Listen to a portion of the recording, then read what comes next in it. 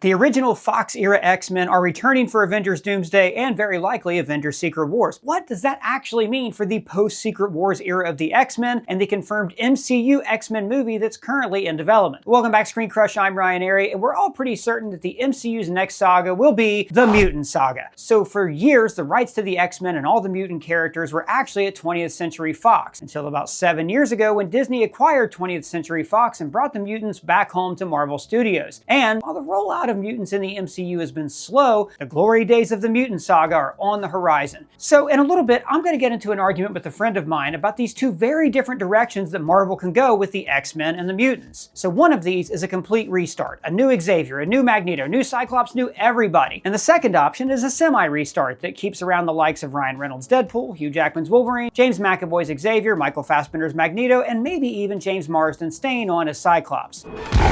But I also want to talk about the stories from the comics and TV shows that could be adapted for this saga, and the different movies and shows that we hope to see, and especially how Doomsday and Secret Wars are going to be kickstarting this new age of mutant kind. So let's start with what we actually know about this new X-Men movie. Thunderbolts director Jake Schreier is attached to direct, which by the way is fantastic news because Thunderbolts is one of, if not the greatest MCU movie that's been released since Endgame. We are the Thunderbolts! The X-Men needs to be an ensemble film, similar to the Fantastic Four. The X-Men movies don't need a central character, not Wolverine, not anybody. See, their shared trauma and family dynamic are what make their stories so interesting. That's why the Thunderbolts director is the perfect choice for this film, because it's important that the X-Men films be intimate, character-focused stories. Just because these are team-up movies does not mean they need to be giant events where the whole universe is in trouble. And the X-Men films also don't need to replace Avengers movies as the big cappers to a saga. We think the first X-Men movie needs to be a building block that focuses on the tragedies that are close to home for these characters. And by the way, the same is true for future Avengers movies that take place during the Mutant Saga. It's actually been rumored that the next round of Avengers films will be focused on an actual team of official Avengers, and those movies will have smaller stakes, not just these huge culmination events at the end of a saga. And those huge culmination films like Endgame, Doomsday, or Secret Wars are going to look very different. See, we think that the X-Men movies, Avengers movies, Fantastic Four, etc. will all be more intimate, and they'll lead to a big culmination film where those stories can cross over, and those movies will likely take on a new name beyond that of the Avengers. But instead, like Marvel Studios, insert name here, Marvel Studios Messiah Complex, Marvel Studios Age of Apocalypse, Marvel Studios Inferno, you get the point. And yes, those are all mutant-centric stories that I'll discuss in a little bit. And maybe we'll even get a Civil War style film in the lineup with an Avengers versus X-Men movie. Now, all of this is going to start with Avengers Doomsday, a movie we are incredibly excited for. Now, you guys know this is just one of the many things that we're covering for you this year. 2026 is like the year of Nerdvana. Avengers, Supergirl, Spider-Man, The Boys, X-Men, Daredevil, Vision Quest, Invincible. But I'll be honest with you, I always feel so much pressure when we get a lot of releases like this. Like, I know you guys look forward to watching these videos and I want them to be as good as possible. Now, I used to be terrible at handling this kind of pressure. I had massive anxiety attacks and stress because I felt like this weight was always pressing down on me because there was always more stuff to make. So in 2026, I want to feel lighter. I don't want this job to feel like work. I want it to be fun. And I have talked to you guys about this on the channel a lot, that now I have the tools to deal with my anxiety and fear because I got therapy. Therapy helped me to realize that I was just reacting to everything that was happening to me without understanding the reasons why I was reacting that way. And now that I've been able to unpack the reasons for my anxiety, I feel lighter, like we're about to start fresh and have our best year ever. And this is all thanks to BetterHelp, the sponsor of this video. BetterHelp understands that we all carry our personal heavy weights around with us. Depression, anxiety, grief, stress, or fear. BetterHelp doesn't just give you access to therapy, it helps you to start therapy with confidence. To get started, you fill out a questionnaire where you share your goals and what you're looking for. And then BetterHelp uses those insights to connect you with a qualified, licensed therapist who fits your needs. And if the match isn't right, you can switch therapists at any time at no extra cost. You can have sessions by video, phone, or live chat, whatever feels most comfortable and fits your schedule. 72% of BetterHelp clients report a reduction in symptoms within 12 weeks, showing that professional support can truly make a difference. BetterHelp has made a huge difference in my life. So to get started today, click the link in the description or go to betterhelp.com/ScreenCrush for 10% off your first month and let BetterHelp support you feeling lighter in 2026. Now back to what I was saying. So we know that Marvel is looking at casting young, lesser known actors for this new team of X-Men, which again is great news because because it sets the stage for us to get a young cast of heroes that we can watch grow over the next 10, 15, or maybe even 20 years of storytelling. So Kevin Feige has said that after Secret Wars, the MCU is going to get what he called a soft reset, which is probably another way of saying a semi-reboot, or the MCU simply going to be reborn. Now this opens the door for introducing completely new versions of these characters, both characters we've already seen on the big screen, like Tony Stark, but also characters that Fox already took a crack at. So with this MCU semi-reboot, we may actually see a brand new Tony Stark, but keep the same Tom Holland Spider-Man. So one argument is, why not do the same thing with the X-Men? Pieces of the old Fox universe could stick around just like pieces of the old MCU are going to stick around. A new semi-reset universe with bits and pieces of the old actors could mean that we're going to have a very loose and partially rewritten history. Now we've actually seen this happen in Marvel Comics before. The 2015 Secret Wars partially reset continuity by bringing Miles Morales to the 616 universe after Franklin Richards rebuilt reality. So if they do this in the movies, some of what we've seen before could still be considered canon, but some of it won't. Think about it like the new DCU. James Gunn decided to keep some parts of the Snyderverse, like the Suicide Squad, but he got rid of Henry Cavill's Superman. So how does this apply to the mutants? Well, the current MCU has not had like a big public reveal of mutant kind, so there's two ways that the studio could approach this. Now they can infer that in this reset world, mutants have always been a thing. Now there are more of them, which breeds stigma and paranoia. General audiences would understand that, and then super nerds like us would understand it's a new timeline. Or despite it being a reset universe, we could also do an Age of the Mutants type story where mutants are new on the scene and the public are just now becoming aware of them. Then the regular people of the MCU will serve as an audience proxy for us to learn about mutants. Now, if they take the mutants are a brand new thing approach, then that's a scenario where I think we'll see a true reset. We'll see a brand new Xavier and Magneto. They'll be on the younger side, like not first class young, but young. And the new recruits would be a new Cyclops, a new Jean, Beast. You could even bring in a new Storm. Just recast the whole gang. They would show us the formation of the X-Men, show us the first fight with Magneto, show us the world being exposed to the existence of mutants. A completely fresh start without any of the old baggage. And personally,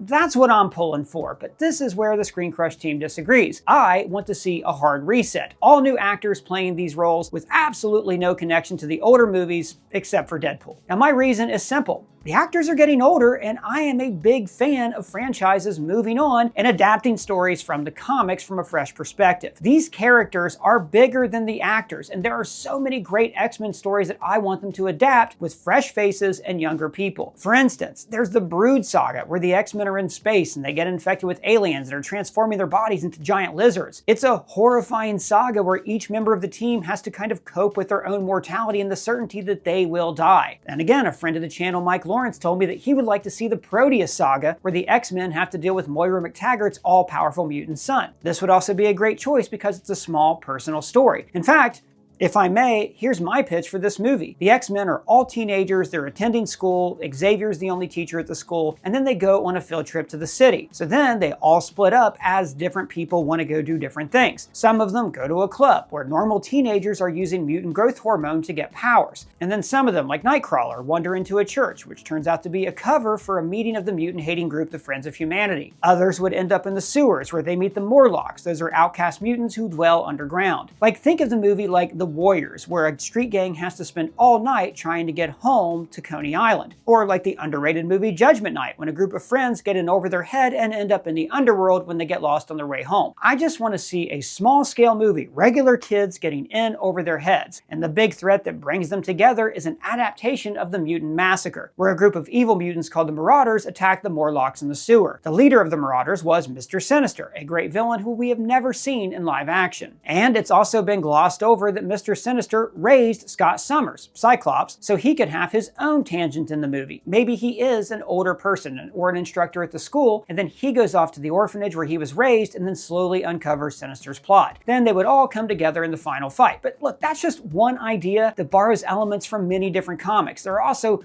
so many other great stories. There's Riot at Xavier's, where students turn on the school. There's Inferno, where Jean Grey's evil mutant clone opens a gateway to hell in the middle of Manhattan. Hell, there's Execution, Commissioner's Song, where the team has to rally after Xavier's assassination. There's the Siege Perilous stories. There have been so many great comics that have never been adapted, not even in the animated series. I would also love to see an adaptation of Peter Milligan and Mike Allred's version of X-Force. This comic reinvented the team as reality TV show stars with a very, very high mortality rate. Like in the first issue, everybody dies, even the main character who narrates the issue. This would be a perfect book to adapt in our current age, when it seems like everybody is concerned with their image on social media. I should say, our own Colton Ogburn, the guy who's trapped in our TV but doesn't know it, so please don't tell him, he feels differently about how they should handle the X-Men in the MCU after Secret Wars. Yeah, I do. Look, I'm all for brand new X-Men stories with all new angles that have that MCU charm that we know and love. I really want that. I want brand new characters that are 100% an MCU creation, not from those days of old over at Fox. But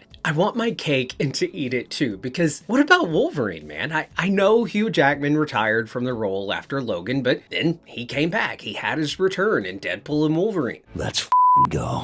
And Jackman himself has said that since then, he doesn't feel that his time as the character is over. So I go with this, and that's what my gut says. It's not over. Now, I of course fully suspect that he will appear in both Avengers Doomsday and Avengers Secret Wars, but will that be the final time we see Hugh don the claws? Maybe, but I'm really hoping not. They're gonna make him do this till he's 90. Here's the deal. I think we can safely assume that Ryan Reynolds will be kept around as Deadpool in this new MCU post-Secret Wars. If he wants to stay, then I think Feige's gonna let him stay and would want him to stay. And, sure, Deadpool, he's a meta character, he breaks the fourth wall, so him being the one remaining piece from that old universe, it could work. He could even reference the old movies and everyone would wonder what the hell he's even talking about. But if they keep Hugh Jackman on as well, which I think they should, things start to get a little more complicated with what's canon, what's not, and how to move forward with a new X-Men and a new MCU if you've still got the guy that starred in the old franchise sticking around. Now, if they do bring Hugh Jackman back as Wolverine in this post-Secret Wars era, I think they should totally make some more Deadpool and Wolverine movies. Deadpool and Wolverine, it wasn't a perfect movie, but it was a lot of fun. And, I mean, damn, it's an R-rated movie that cleared like $1.3 billion at the box office at a time where Marvel movies weren't exactly raking in the dough. Welcome to the MCU, by the way. You're joining at a bit of a low point. And look, the day will come when Hugh Jackman is literally 90 and he can't play the role anymore. Maybe when he's 90, he can do like a Clint Eastwood, like official Old Man Logan, and that can be his true final movie as Wolverine. But after that, of course, he will be recast. They will recast the character of Wolverine at some point. But why does it have to be now? I do understand that, yes, if you keep Hugh Jackman on as Wolverine, that has major implications. If Hugh Jackman's Wolverine is around, he's not a meta character like Deadpool, and his very presence in this new MCU keeps that connection to the days of old, and it makes it difficult to introduce, say, a new Charles Xavier, a new Scott, a new Jean especially. I get all that, and it would be kind of weird to have, like, Hugh Jackman's Wolverine as the only remaining X-Men from that era. But here's the thing. I don't want the new X-Men roster to have Wolverine on it in the first place. Say what? Let me give you my pitch for how they should handle this new era of X-Men, giving us a bunch of fresh faces and brand new versions of characters, but simultaneously keeping some of the old universe around and giving us a loose understanding of this new history that we find ourselves in after Secret Wars. I think what you do is you cast a new Rogue, a new Gambit, sorry Channing, a new Iceman, Angel, get Morph in there. You could do a new Kitty Pryde, Jubilee, Dazzler, Bishop, Cannonball, Emma Frost, hell, bring back Anya Taylor-Joy to play Magic. Get a new Cloak and Dagger. Bring in Legion, Leech, Sunspot. I could go on. There are so many characters in this world that the movies have barely even touched on. Let them have some limelight. Tell those angsty teen and young adult coming of age stories with relationship drama, finding their place in the world, the whole puberty aspect, to mutation, senior year of high school, freshman year of college. I want all of that. And I think that's what those who are hoping for a brand new fresh start like Ryan,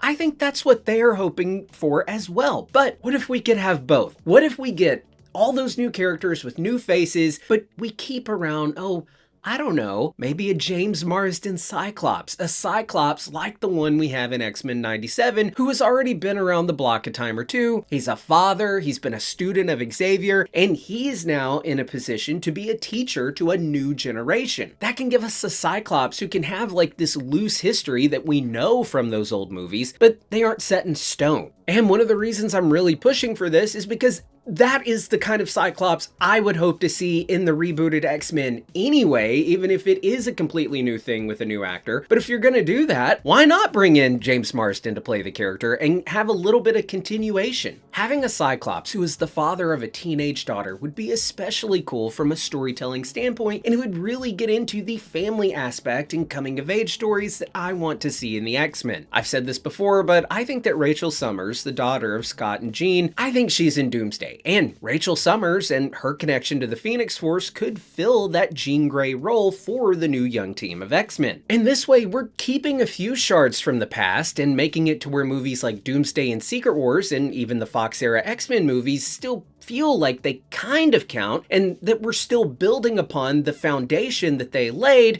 but then we can have a bunch of new storytelling as well. And that is exactly how they handle the comics, with storylines spanning decades and decades and still sharing the same canon. We see Marvel do those semi-reboots in the comics, and I think this is the exact reason we would see them do it in the movies. But Cyclops isn't the only one that can be in that more leader, former student turned teacher, father figure type role. There's also Hugh Jackman's Wolverine. Now, the early X-Men films, they really leaned heavy on the character of Wolverine. And whether they keep Jackman around or not is irrelevant to what I'm about to say here. Do some X-Men movies without Wolverine. We've seen it done, they work, do it, and let the other characters have some attention. But big but. That doesn't mean bench your most popular mutant. Keep Jackman around, I think. A guaranteed box office juggernaut combo with him as Wolverine running around on missions with Deadpool. Maybe they form the X-Force, which is being rumored that Ryan Reynolds is actually working on a pitch for that right now. And then we can have this whole other wing of the MCU, the Mutant Saga, that is more R-rated in that vein of a Deadpool and Wolverine, and one that tells mutant-centric stories outside that of the X-Men in this new saga. And I mean, if this is the Mutant Saga, you do need to have like multiple mutant movies going at once, not just the X-Men. And then we can have Hugh's Wolverine pop up in the X-Men movies as brief cameos. Why? Well, because he's visiting his daughter, Laura, who is part of this brand new young cast of fresh-faced X-Men. Daphne Keane is fucking perfect as X-23, and I want to see her keep playing this character, and that would mean needing to keep the past X-Men films loosely part of this new universe. I mean, can you imagine that? Having the Logan movie still be like a loose part of the Marvel movie history? Laura Howlett and Rachel Summers, the daughters of Wolverine and Cyclops, being on a team together. Maybe they're best friends, contrary to the more tense relationship of Scott and Logan. It would be really cool, and we have an opportunity to now keep some old and give lots of new. And I think telling these classic X-Men stories, but through the eyes of many characters that we haven't seen before, that will bring a freshness to the franchise instead of going back to the same 5 characters that we expect to see. I know a lot of the argument for rebooting and starting fresh and completely doing away with that Fox era is so we can move on. But if we're just moving on into telling the exact same stories we've already told, then I think that can get a little repetitive. We've been there, we've done that. We've seen the X-Men fight Magneto and argue over which approach is best when it comes to tackling the mutant phobia that humans have. It's a super interesting story, and it's one that does definitely need to be told again on the big screen, but let's tell it a little differently. This Magneto versus Professor X, it is a classic story that should always endure, but I don't know that now is the time to tell that same story again when we've already told it so many times with Patrick Stewart and Ian McKellen, and then we did it again with McAvoy and Fassbender. Let's have a little bit of something different and expand on some X-Men lore before we go back to just telling Magneto versus the X-Men stories. Let's do some more new stuff that we haven't seen before we go back to the well and tell stories that we've already seen told several times. The mutants are probably the most interesting part of the entire Marvel Comics universe. Their stories are my personal favorites, and there are many great stories that that require an established universe to tell them right, such as an Age of Apocalypse movie to cap off this saga. And you can have all those other non-X-Men movies still be mutant-centric. Do a Civil War where Captain America and Captain Marvel are arguing over how to handle a mutant that can see the future and can see crimes and tragedies before they happen. We could have one taking the approach that we need to stop bad things before they happen, and the other taking the approach of, I thought the punishment was supposed to come after the crime. Have a mutant be the villain of an Avengers movie. Have Franklin Richards leave home to attend Xavier's school. Hell, Kamala Khan too. There is so much potential here, and I just don't want to see us have to start completely over from scratch and tell this same story again. And hear me out, McAvoy and Fassbender back as Xavier and Magneto. How can you say no to that? Yeah, I gotta tell you, I could not disagree with Colton more on this one. For years, while Fox was making bad X-Men movies, we all wished that Marvel would own the rights so the mutants could be in the MCU. So now, Marvel has the rights, and the first thing we're doing is dragging out the same cast from 30 years ago. I say start fresh. Introduce this team to a new generation. Henry Cavill is Wolverine, end of story. The Cavalrine. The legends are true.